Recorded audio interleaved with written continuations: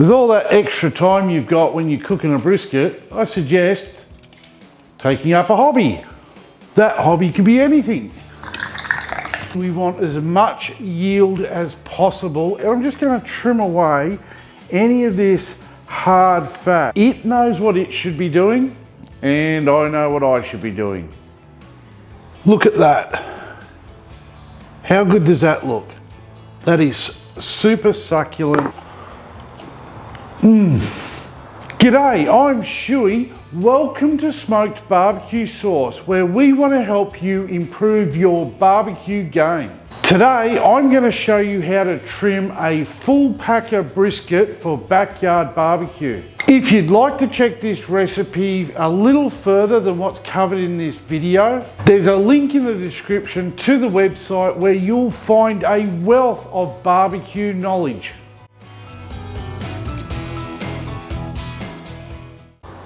I picked up this full packer brisket weighing just over 17 pounds, and it is a Ranges Valley Marble Score 5 brisket. Being a full packer means it has both the flat and the point muscle attached. And you can see the thicker part is where the two muscles overlap, and that's what we call the point. Now today's trim is going to be based off a backyard one, that meaning we want as much yield as possible out of this brisket. What I mean by that is we didn't buy 17 pounds of brisket to trim it all away, push it aside. We want to just smoke it and eat it. A competition trim would see me separate the two muscles, so that way I would get nice slices out of the flat side, and I would make brisket burnt ends out of the point side. But that would also require a very heavy-handed trim on the brisket. Now, a restaurant trim is also a heavier trim than a backyard one, not as aggressive as a competition one, but they still do take it down. They still do want to get as much yield as possible. But the reason they trim them down is they cook evenly. They can line up 10, 12, 20 briskets, have them trimmed to roughly the same thickness, and they know how long they're going to cook, or how long they're going to take to cook. So, no time like the present. Let's cut in, because we want to trim this while it is still cool. So, we just need to open the bag. Be careful, we don't want to slice into the brisket. So I'm going to start the trim with the top of the brisket today, and I'm just going to trim away any of this hard fat. And remember, we're keeping it all. You always want to start with a sharp knife. It's going to make things so much easier. Now, as the fat does warm up, it softens and it is going to get harder to trim.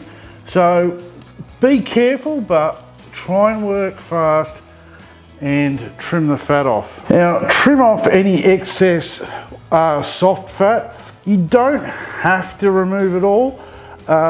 It will render down a fair bit.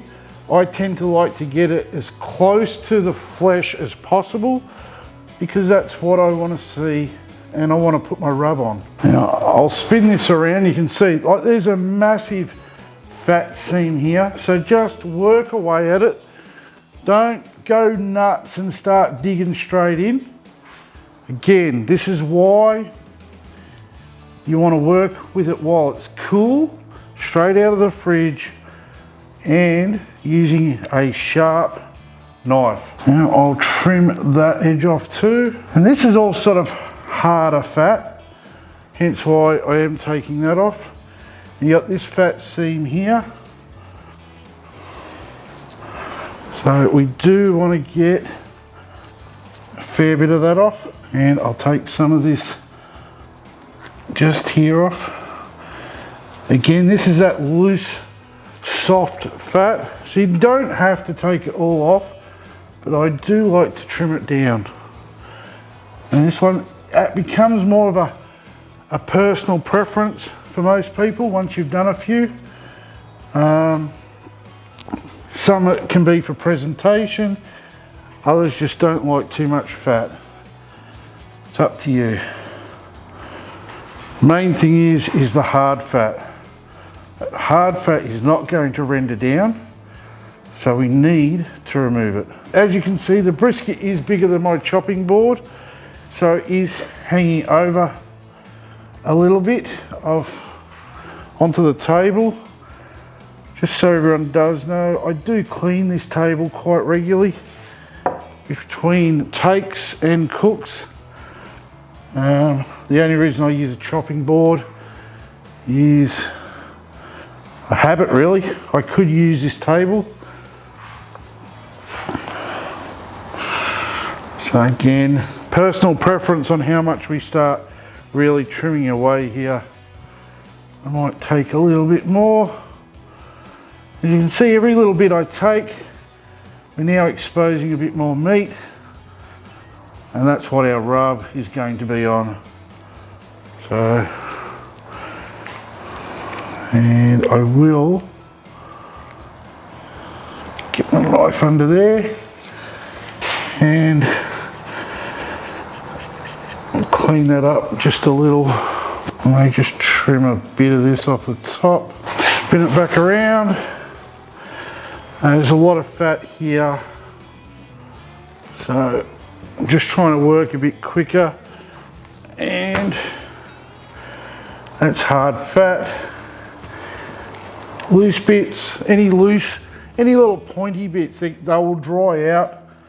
I will neaten up the edges, round them off a little bit. There's more aerodynamic we can make the brisket, the better. It will cook more evenly, the smoke will roll around it. As I said, any sort of daggy small bits, realistically, they are going to, like this thin flap is going to dry out, and so mainly that point. So I will trim it, round it off a bit, okay, and it is very thin along here. Again, I may as well round that off a bit. Done. And the grain's going that way, so we know our slices will be cutting it down that way. A little bit more. Just that milky fat. It will render, but I do like to trim a bit of it off. Just trying to keep the angle of this so you can see what I am trimming the entire time. There we go. We don't need that. That can come out. There is this fat seam here, but that's what separates the two muscles. So that's for a backyard one. That's about all I'm going to do. I will now flip it over, and we are going to get rid of, looks like one of the butchers had fun cutting into that. But that, look at that, it's just hard fat. Nothing's going to happen with that. We ain't going to eat it. It's not going to render down. So we may as well remove it. Again, we now get to that point where it's a personal preference on all of this other fat. This softer, milky type fat. This hard stuff though, just get rid of it. You can actually see all this intramuscular fat because it is a nicely marbled scored brisket. So it's going to have plenty of fat in there. Hence why I don't mind trimming off the outside. And it is really now starting to warm up, even though it's not a warm day. It's just the nature of this type of fat.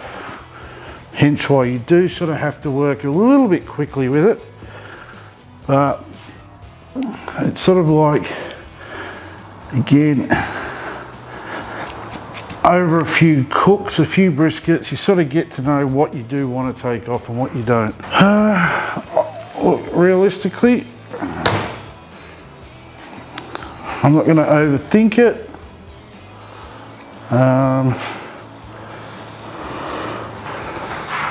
I think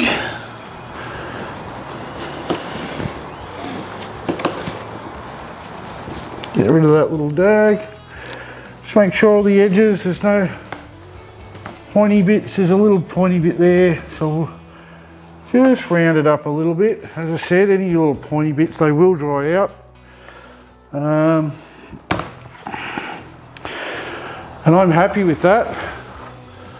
Actually I might just get that last bit off. There we go. I'm happy. As a backyard one, that's going to be fine. And just so you can see, for reference, that's what I took off it, all of that. So that's going into a Ziploc bag. I will freeze that. I do tend to keep all of my brisket trimmings fat included. I'll place them into a container or a Ziploc bag and freeze them. Once I have a couple of pounds of brisket trimmings, I'll mince them up and I'll make the best burgers you've ever tasted. So start saving those trimmings. Or better still, if you already do, let me know in the comments what you're using your trimmings for. So that's how you trim up a full packer brisket for backyard barbecue. Some like to take off more, some like to take off less. There are so many different ways to trim, prep and smoke a brisket these days. This is my way of doing it and I always get great results. Thanks for watching. Cheers.